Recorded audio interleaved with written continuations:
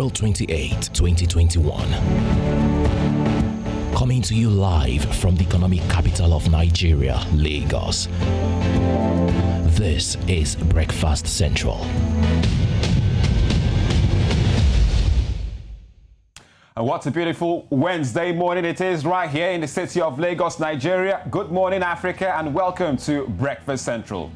Of course, it's indeed a rainy day in this side of the continent. Today being Wednesday, while some of us woke up on the right side of the bed, some of us also had a little bit of the rains and the sunshine. Let's hope it shines better as the day goes on.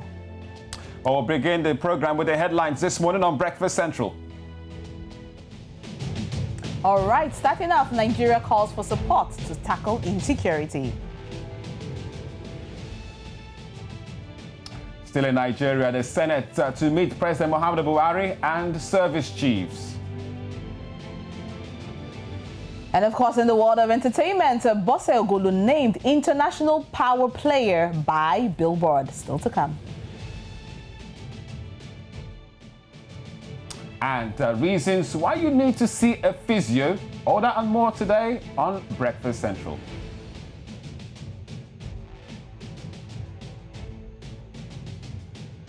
We'll also catch up with our correspondents from other parts of the continent.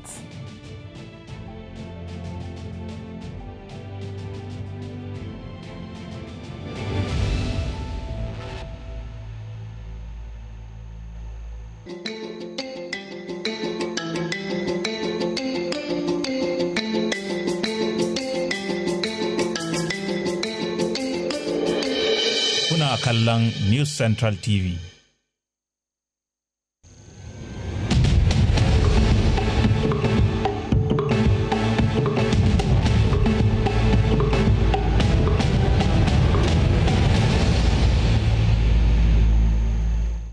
Well, thank you very much for sticking with us. It's Breakfast Central on a Wednesday with Olisa and Oluchi this morning. We're going straight to big stories in Nigeria, where the country is currently experiencing the saddest days in recent memory. Now, all in one day, from Anambra State to Niger, to Kaduna State, Yobe, and even Imo State, critical insecurity issues were recorded and reported.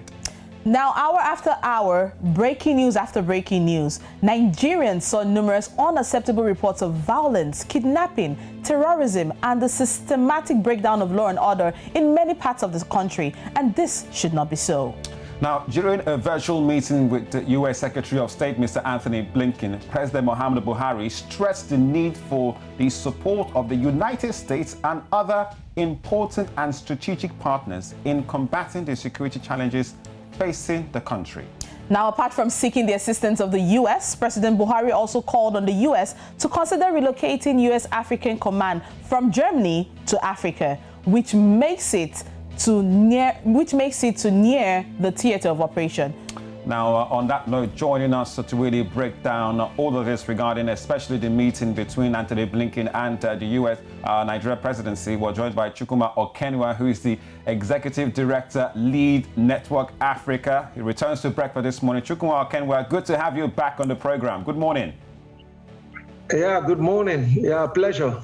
Good morning, Mr. Chukwuma. All right, going straight to it, Mr. Chukwuma. I mean, you've read it. I'm sure you've also heard reports of this criminality going on in the country. If it's not kidnapping, it's killings. How really did we get to this point? Honestly, I would say that in Nigeria, we have more of insincerity than insecurity. And you can actually appreciate that from the body language of the leaders. The question is, must we cry out to the president that the country is moving down the drains before he will do the needful as the president? I mean, it's not done anywhere. The basic purpose of governance is for the security and welfare of the people. So any government that has failed on this primary and basic principle of governance, which is security and welfare, is as good as the government is not in place. And that is exactly what we've seen. So this ordinarily should be the foundation of government, should be the basic concern of government. And when we are not seeing that as the priority of the government, then it brings the question whether the government is actually complicit with what is happening.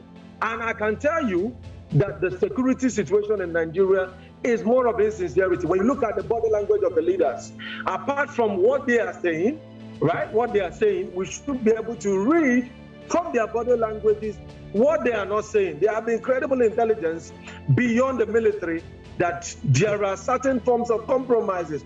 We keep seeing, like in a country like Nigeria, how on earth, where has it ever happened before that maybe you could have the Air Force bombing the army, and then in the pretext that maybe it would be another way. All right, we're yet to confirm all that in terms of the allegations, but I really want to bring you on this one, Chukwuma. The Senator Smatadeyemi, during the plenary session, spoke passionately about the insecurity in the country. Let's hear from him. At least he talked about body language. Let's see this. We have a chapter. We cannot keep quiet any longer. It has gotten to a point that we cannot sleep with our two eyes closed. We are not free. Our children are not free. The president must rise to the occasion. There's no nation that is so powerful that doesn't need support of other nations. Individual cannot say you will leave the war without any other person with you. So we must rise. The situation is our security system has collapsed. It has failed. And because it has failed, we need to look for foreign support. It costs Nigeria nothing. Forget the ego, forget the superiority. All right, Chukwuma, that was Senator Smatadeyemi, passionately speaking. In terms of body language that he talked about, this was in the Senate. And clearly he's saying that the security apparatus has collapsed and looking for perhaps foreign intervention. What do you make of, his comments? Well, it's quite impressive. And let me say something, like when I analyze security issues, right? Let me say at this point, I'm a member, I'm a fellow of the leadership in criminal intelligence and security management of the defense intelligence agents in this country. I've been in fora, I am an insider and not an outsider. And I know that as much as we are saying, insecurity and all the rest of it, there is just something we need to begin to look at critically beyond the surface. But then there is something, this man, you could see him getting very emotional. But the question is, do you see the people he's addressing responding in like manner? I mean, it has come to a point where we don't just need one senator weeping. I mean, all should be concerned. Was this still not in that same Senate? We had a fellow senator asking, are you not a member of the opposition? You understand? Are you not a sheep in wolf's clothing? I mean, when we are talking about the security of lives, there is just something Nigerians need to begin to look at. We must hold our leaders accountable because, I mean, who does that? That when your house is burning, which father will do that when your house is burning, you are just calm?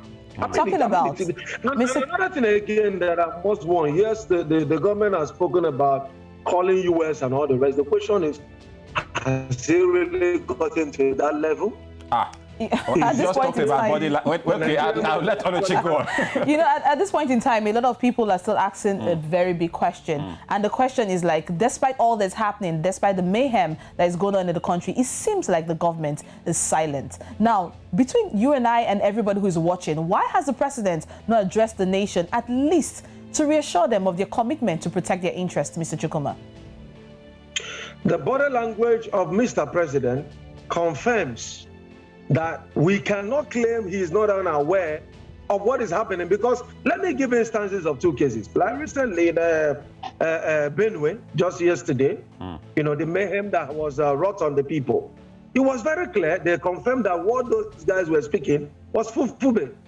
They were speaking Fulani, and they were so armed, well armed, and this has happened. We've also had a case where there was an attempt on his life, and they came out publicly and claimed the attack that he was only by an inch of law that he escaped, that he would have been lynched. And then you now have the Nigerian police still coming up to say, well, the perpetrators will be brought to book. They are going to find out who, launch out a full-scale investigation. What other investigation do you want to launch out when the perpetrator has already made it very easy by confirming to you that we are responsible for this particular attack? I mean, there is just something we are not telling ourselves in this particular country. All right, Chukuma, I need to bring on this one. You talked about, you asked the question whether it has really gotten to that. Now, part of the request from that meeting between Anthony Blinken and the Buhari government, is moving relocation of the U.S. Africa Command, which is in Stuttgart, Germany, down to the Africa to be part of the operations on the ground. Do you perhaps see this as a solution to one of the challenges we're facing in this part of Africa, particularly for Nigeria? Well, that would be a commendable step, but let me warn. When you talk about security issues, there is nothing as strong in security as enemies within, right? This wouldn't be the first time that maybe U.S. Would be invited to help us address the security challenges. But you know why they withdrew the last time? They withdrew the last time because it was obvious from the operations they actually came to help us crush the insurgents. But they discovered that the government was complicit in all of the whole situation, and they withdrew. Now, what has actually changed between then and now? And one of the things I do not enjoy all over the time, because ordinarily all these internal security issues ought to be within the capacity of the police to address.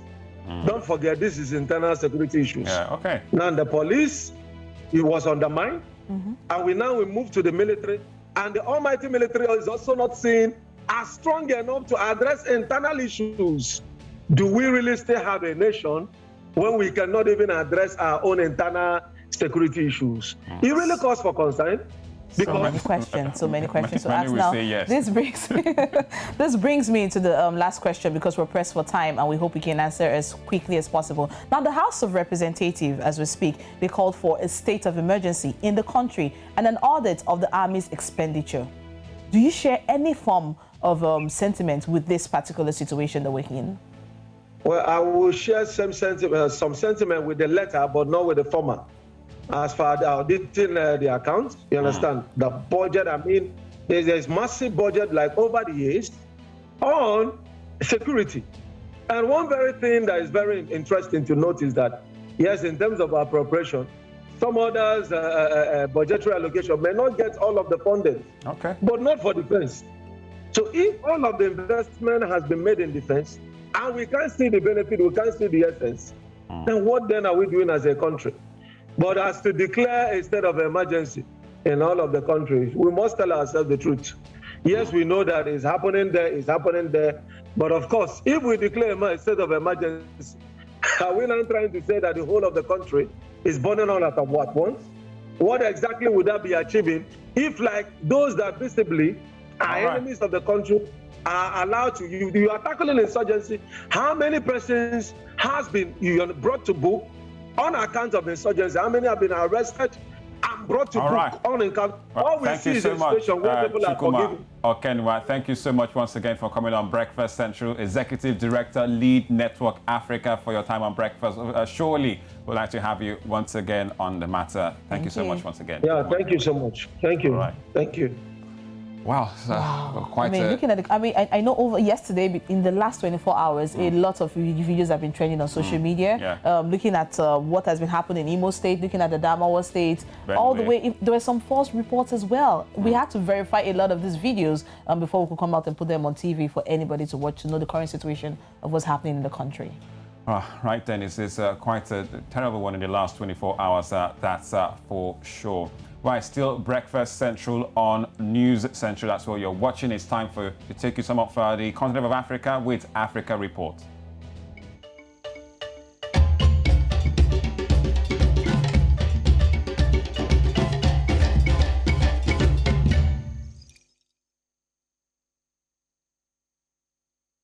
Of course, our first stop is South Africa, and Ene is waiting to bring us the latest from that part of the continent. Good morning, Ene.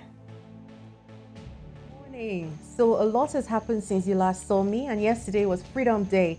The celebration saw President Ramaphosa at Botshabelo in the Free State mark the 27 years of democracy, and this year's theme was the Year of Charlotte Mokleke, the meaning of freedom under COVID-19. In his address to the nation, the president mentioned that the Free State is the birthplace of the Native National Congress, which is known today as the ANC, reminding the nation that in October, local government elections will take place and all eligible to vote should realize that voting is the most important and potent weapon for changing lives, as politicians need to be held accountable and do better. It generally was a reminder of the role the late Nelson Mandela played in South Africa's freedom from apartheid and how the country could move forward regardless of the challenges that came with COVID-19. While some South Africans have been wishing one another a happy Freedom Day, the South African Federation of Trade Unions has said the ordinary South African has nothing to celebrate on Freedom Day. SAFTU says apartheid exposed the black people to many injustices such as poor education, cheap labor, and unfair discrimination. Also, a group calling themselves the Liberation Struggle War Veterans marched yesterday, threatening to disrupt the upcoming local government elections if their demands are not met. These former soldiers who fought for the country's freedom marched to the Durban City Hall and handed over a memorandum calling for assistance for the veteran soldiers, their widows, and children. Also in the news, President Cyril Ramaphosa will appear before the Judicial Commission of Inquiry, also known as the Zondo Commission, today. It begins at 10 a.m. South African time, and it was confirmed yesterday by the state capture. He appears today as the president of the African National Congress and is expected to speak on matters regarding corruption in the ANC. According to the Deputy Chief Justice Raymond Zondo, President Cyril Ramaphosa will testify as president of the ANC today and tomorrow, and on the 13th and 14th of next month, he will appear again to give testimonies as the president of the country. It is expected that he will be testifying, amongst other things, his tenure as deputy president of the ANC under former President Jacob Zuma, about his relationship with the Guptas brothers, who were previously accused of being in corrupt relationship with former President Jacob Zuma, an accusation which, by the way, they have denied. Now, some have also said that the fact the president agrees to appear before the State Capture Commission shows that as a constitutionally democratic society, he respects the Constitution, and this is critical to showing that everyone is equal before the law. That's it from me. All right, thank you very much, Ene Akomba, correspondent out there in Johannesburg, South Africa. Yesterday we talked about it, Freedom Day for South Africans, and pros and cons. People are happy. People also have different opinions too. Feelings, yes, and also not forgetting one of the unions that came out there to say that they need to. There was really nothing to celebrate in the country because of the economy and because of the fact that some of them are not even being given the benefits that they deserve. But let's just see how it goes. The fact that they're even alive and we can even complain about some of the things are some of the little blessings we should appreciate and look forward and be hopeful for the future. All right. Happy Freedom Day, South Africans yesterday. Yes. All right, moving on. Let's take you through some of the headlines that we have for you today, 28th of April, 2021.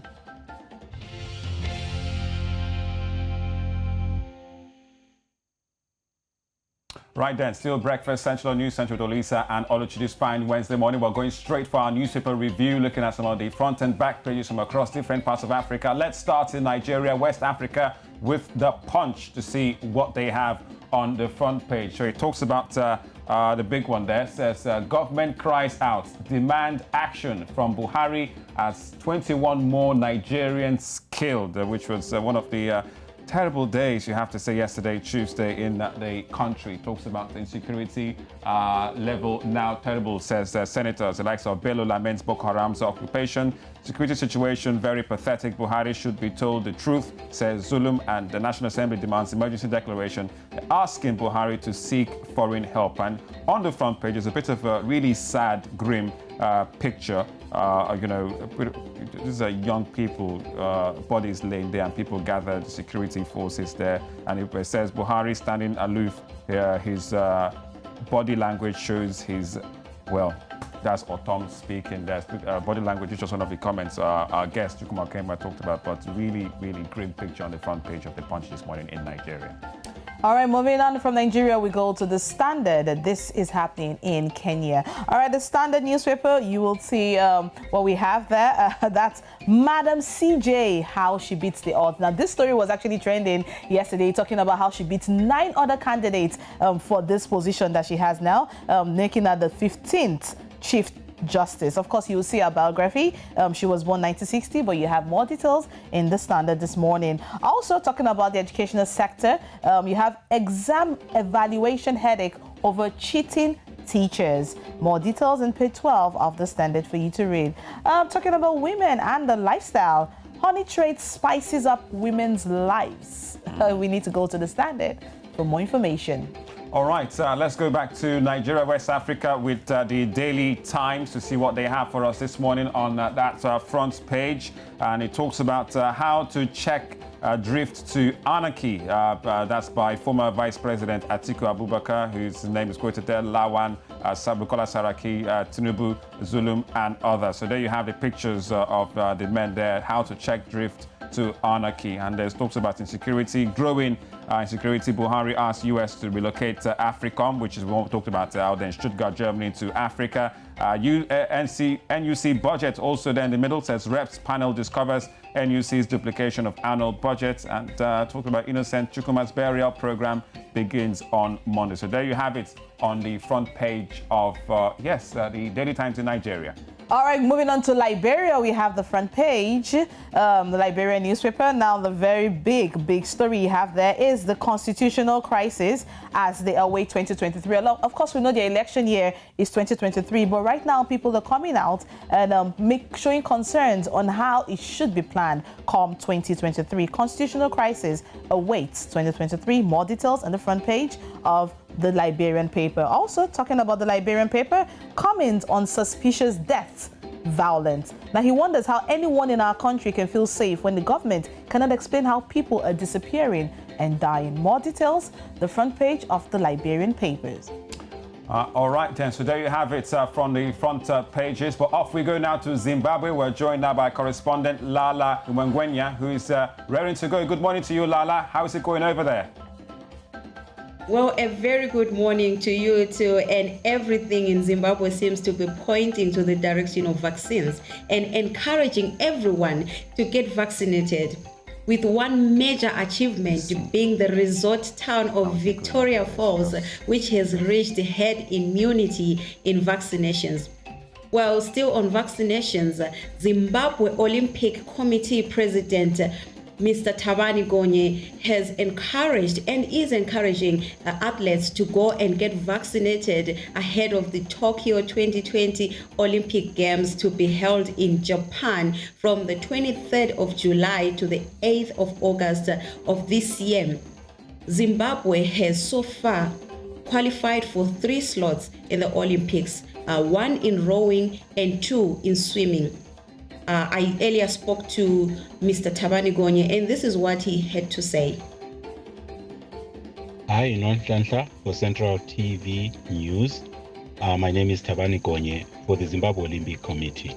In terms of your inquiry towards Zimbabwe's preparedness for Olympic Games Tokyo 2020, which will be set for the 23rd of July to the 8th of August 2021, we as Zimbabwe are prepared, and in the last few months we've been having management meetings with the associations that we still believe have a chance to qualify, just to also get a feedback in terms of where they are, where they need support. And we have been supporting these national federations, particularly recently when some events have been held where athletes have been training and participating in some events.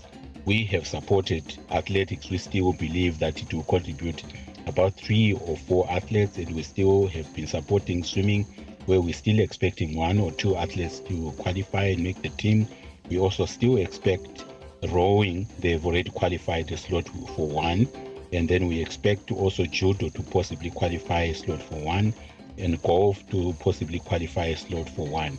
So our number, we still expect about 7, a minimum of 7 athletes to go to the Tokyo 2020 Games. In terms of the COVID situation, really we are still really partaking as guided by the IOC, that we utilize the national immunization programs that are going on in specific countries. As in Zimbabwe, we are aware there have been vaccination programs that are there, and we will be encouraging our athletes to participate in these vaccination programs that are being rolled out nationally. and these are not compulsory, and this is the guidance from the IOC. We will be encouraging our athletes to do that, and also the CDM, I will also be leading the way, where I'll have my first shot in the next week or two, and then have my second shot by June. So we'll be doing the same for athletes that they can also have that vaccination. It's not mandatory, but it will be something that we encourage. So we believe that the COVID situation and the vaccinations, we will certainly be encouraging our athletes to do that, but it will be not mandatory. Well, that was Mr. Thabani Gonye, explaining of the preparedness of ZOC and also the issue of vaccinations when it comes to athletes. Back to you. All right, thank you very much, Lala, our correspondent in Harare, Zimbabwe. Yes, getting ready for the Olympics and vaccination it is for the athletes in that country. Well, coming up next right here on Breakfast Central.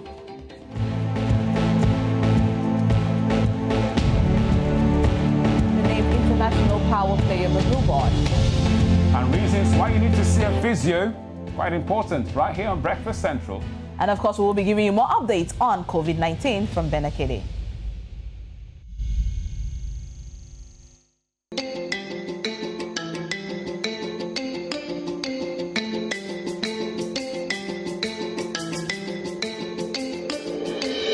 Kuna kallon News Central TV.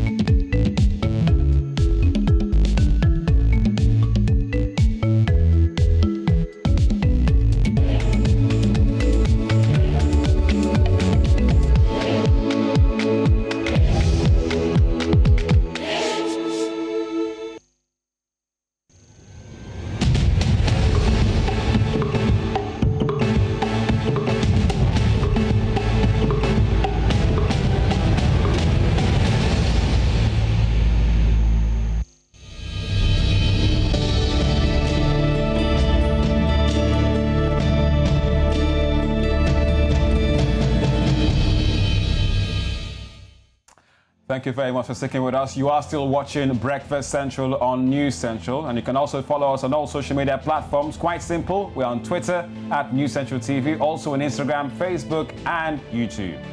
As Africa continues with COVID-19 vaccinations, one may ask what progress has been made. Well, let's join Bernard Akede for more COVID-19 updates. Good morning, Bernard. Hello, Aluchi. Good morning, Olisa. How are you both doing? Very well, Bernard. Good morning to you. So what's the update in terms of COVID-19 around different parts of Africa? All right, we're starting from the north of Africa in Tunisia, where Tunisia's health ministry has reported 1,957 COVID-19 cases, raising the total number of infections in the North African country to just over 303,584. Now, the death toll from the virus rose by 92, taking the total number to 10,444 in Tunisia. The number of hospitalized COVID-19 patients in the North African country reached 2,754, including 527 who are now in intensive care units, while the total number of recoveries, thankfully, has reached 253,058. Now, a total of 1,292,538 lab tests have been carried out in the North African country so far. Now we'll move away from north to the south of Africa. We're talking about Malawi, where the Malawian government has banned, with immediate effect, I must add, travels to and from the countries of Bangladesh, Brazil, India, and Pakistan. No surprises there. And this is following the severe spreading of the new COVID-19 wave in these countries. Now, Malawi's Minister of Health is talking about Kubinze Kandodo Chiponda has declared the ban during an update on the COVID-19 pandemic in the country. Now, Chiponda, who co-chairs the Presidential Task Force on COVID-19, said the decision was arrived at following the current trend of the pandemic in the country compared to that of the 4 listed countries. That's the ones I mentioned earlier. So far, Malawi has recorded, 34,031 coronavirus cases, of which 1,147 people have died, while 31,953 people have recovered from the disease. And finally, from the Africa CDC, before I leave you, just quickly tell you that as of this morning, Africa has reported a total of over 4 million cases of COVID-19 pandemic, or rather of the coronavirus. Over 120,000 people have died on the continent from coronavirus-related cases, and over 4 million people have recovered so far. So far, the continent has also carried out over 43 million tests, and this, of course, is according to the Africa Center for Disease Control, the Africa CDC. Of course, as always, I'd leave you by saying, please wear your mask. The disease is still out there. Social distance yourself from other people and be sure to take care of yourself. All right, Bernard Akene, thank you for that one. The latest of COVID-19 around Africa, Tunisia, the latest, and also down south in Malawi. Thank you very much. Welcome. All right, so now that Bernard has given us the latest, it looks like in terms of testing and recoveries, it's not looking bad compared to the numbers that you hear globally around the world, India, the US, which are, quite heartbreaking. Very true. And, also remembering that today is World Day for Safety and Health at Workplaces is also another time to put in line and remember the procedures. I mean, social distancing, washing your hands, having enough space, based on the perimeters and the workspaces. All of this is to prevent the spread of diseases and also prevent accidents and deaths in the workplaces. Right then. All right, let's go straight to another big story, this time coming from the north of Africa and the Horn of Africa. Mogadishu has seen recent violence lately regarding the announcement of Farmajo and the rejection, of his time extension in the country, which has been really a critical situation there. We have East Africa correspondent, yes, Abdin Abno, this morning to join us once again for the latest from that region. So, Abdin, tell us, good morning to you. Welcome back to Breakfast Central. What's going on with the situation now in Mogadishu? Well, good morning to you too. Yesterday evening, we've had one of the major developments in Somalia as far as the country's transition to elections is concerned, where the president and some of the federal member states' leadership have retracted from their initial position, which was going for one person, one vote. And now they are going back to the negotiation tables as earlier advised, and that is where the country is now heading to indirect elections.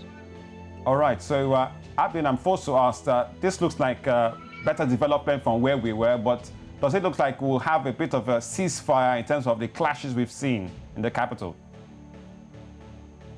Well, previously it was, we either go for indirect elections and there's no term extensions, or else Mogadishu is going back to where it was 3 decades ago. But now this new decision announced by President Mohamed Abdullahi Farmajo means that the country is really back to normalcy. Even initially, there wasn't a major problem in other parts of the country. It was only the capital, Mogadishu, and in only some places. But now, because of the latest developments, the country's optimism is back. All right, just one last question I have for you, because we know how the tension has been in the country since February, and now with Farmajo's new development and all that's happening in the country, the opposition is still against him coming back to take that same position in the country. How do you think the opposition will handle all of this, or better still, how will it play out? Well, what the president said last evening was that there will be no conditions for these new talks. But before, we've had the opposition saying that the senior leaders or the leadership of the security agencies must resign. There must be recomposition of the elections body. There are a lot of demands.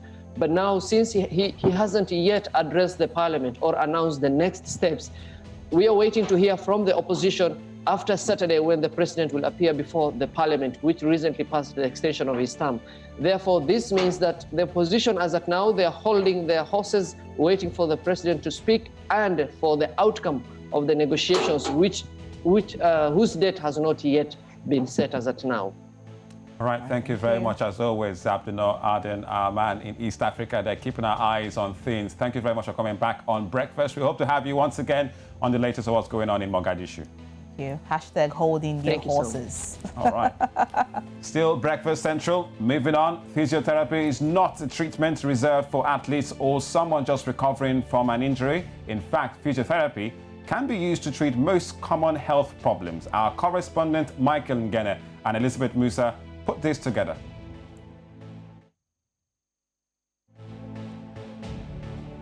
Working every week to earn a living can be a blessing. Sitting down for hours to complete that deadline can be exhilarating. Spending long hours in traffic daily, especially in populated areas across Africa, can start to become unbearable. So, can sitting down in the office for longer hours or in the traffic have an effect on your body? Most definitely, because I think one of the biggest challenges is the static posture you assume when you're in traffic or you're at work.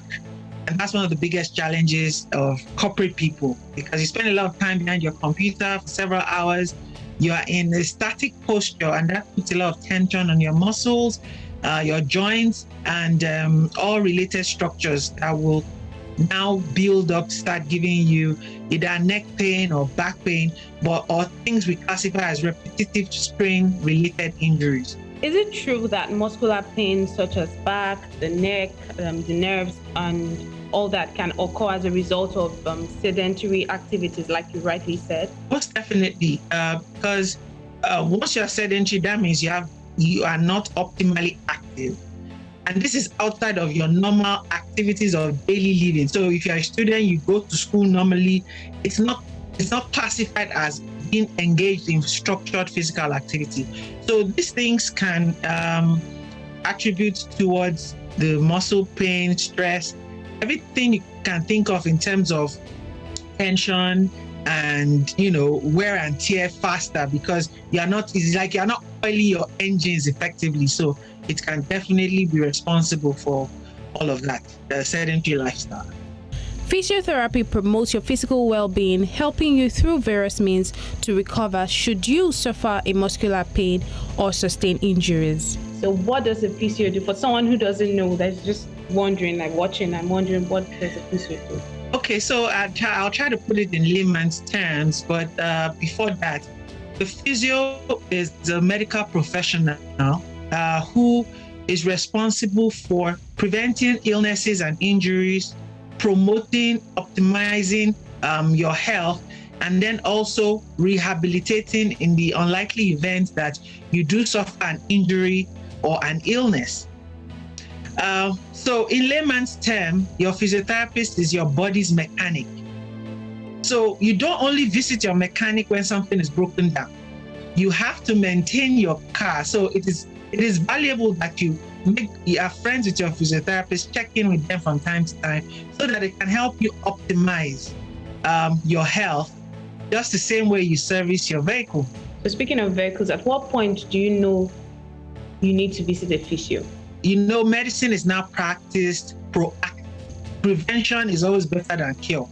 However, if you too busy to say, oh, let me try to at least visit my physio once every quarter, once you start experiencing certain symptoms like pain, swelling, discomfort in muscular areas, and sometimes you might experience certain pains that are not even from the primary source of the problem, I suggest that you visit your physio, because the physiotherapist has a vast training in being able to deduce what your challenges are, and if you won't benefit in the immediate contact with the physio, they know what other professional to send you to. Kulthum, who is a successful physiotherapist and has won international awards with various sports teams, calls for. I suggest that you visit your physio, because the physiotherapist has a vast training in being able to deduce what your challenges are, and if you won't benefit in the immediate contact with the physio, they know what other professional to send you to. There's been significant evolution for the education and the practice of physiotherapy on the continent. It is important that stakeholders in health also buy into the idea of making sure that there are all possible mediums that can get information across. For people who are in the grassroots areas, even if they don't have a TV, they can know what a physio does. So community outreach programs and all that media that you can use to disseminate information about what a physio is, how can you benefit from the service of a physio, and where can you find these professionals so that you can have access to them. So, Whenever you feel that sprain, back pain, or need to gain your balance, ensure you have a physio on a speed dial to have a checkup.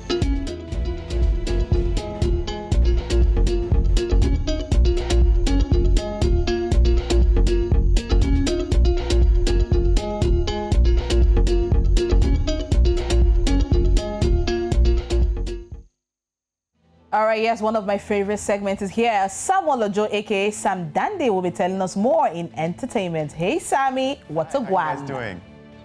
All right, so let me tell you what's happening in entertainment. So Burna Boy is in the news. Well, not exactly Burna. Like we like to call her, Burna's mom, Mama Burna. And she's also the co-founder of Spaceship Collective. She happens to manage the Grammy-winning Burna Boy, right? And, well, on the 26th of this month, Nigerian music executive, like she's called, Bosia Ogulu, was named one of the international power players for 2021 by Billboard. Now, she served as an executive producer for his Grammy-winning album, Twice as Tall. Now, on her excerpt, right, she said, amidst the pandemic, Ogulu co-executively produced, released, and promoted the Twice as Tall album from Nigeria's breakout global star Burna Boy, her son.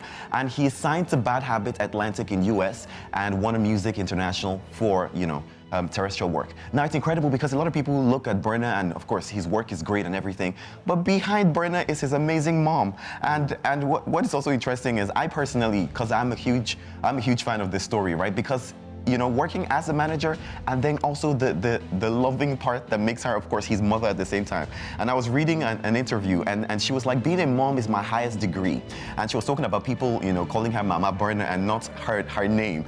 And she says, well, that's her biggest degree. And I don't hate being called Mama Burna. I just have a problem with people limiting me or choosing to limit me to just that.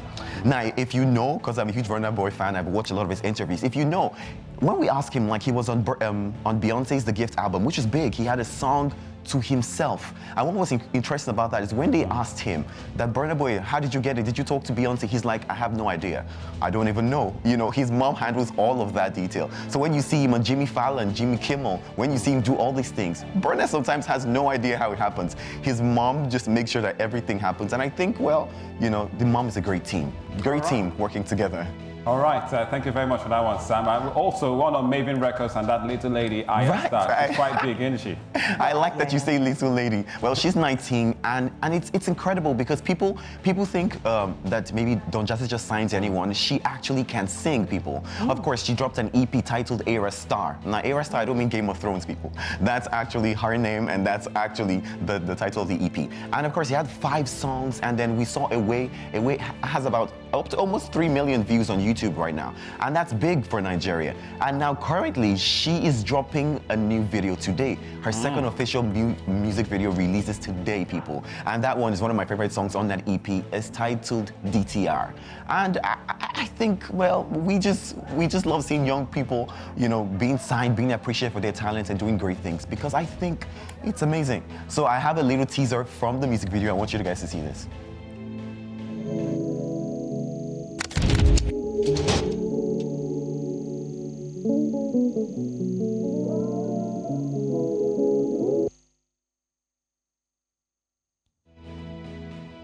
But we know it drops today at 12, and I'm super excited because I can't wait to see it. All right, she ain't no little lady, no doubt. She ain't no little lady. Aya Star. Big thing. Well, thank you very much, Sam, for the latest in the world of entertainment. Of course, anytime. Right then, still to come right here on News Central. All right, so we'll be joining Tolu Adelere Balogun on Business Edge at 11 a.m. West African time. Today's East Central Entertainment at 5:15 p.m. right here on News Central. And of course, the NC Continental Prime Up at 9 p.m. West African time. Right then, it's been quite electric Wednesday, you have to say. We're crunching down all the news, insecurity in Africa, issues out there in Mogadishu, in Kenya, and also looking at the Africa reports with Lala and also Ene Akombo. And of course, with some dandy and some entertainment stories, talking about Burna Boy and his mama. All right, we'll do this again tomorrow, same time, 8 a.m. West African time. Olisa and Oluchi Nyobong for you, Mondays to Fridays, right here on News Central with Breakfast Central. Until then, have yourselves a great Wednesday. We'll see you tomorrow. Adama.